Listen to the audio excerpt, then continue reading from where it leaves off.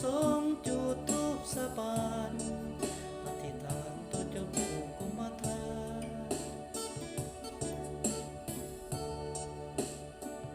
ขอให้หากเขาสมหักสมปรารถนาจะได้มีมารผ่านผ่านหากจึงสฟ้าส่วนนิรันดร์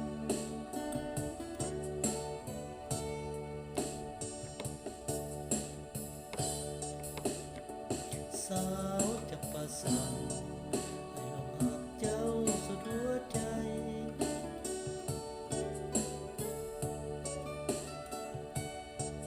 ชาตินี้อ้ายบ่ฮักไผสำไว้ผู้เดียวเท่านั้น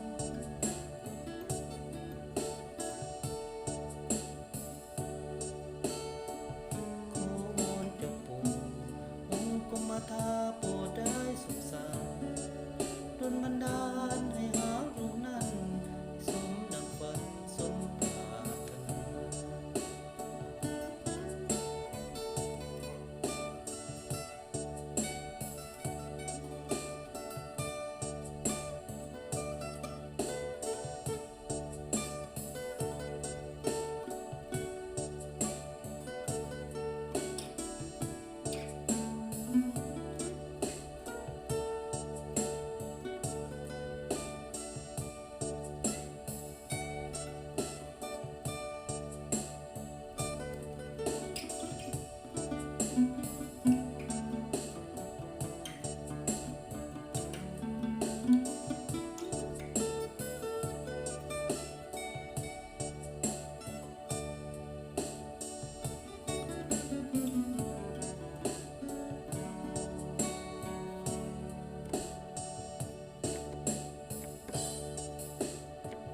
เที่ยววัดโพ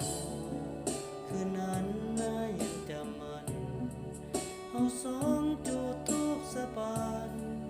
อธิษฐานต่อเจ้าปู่กุมารทา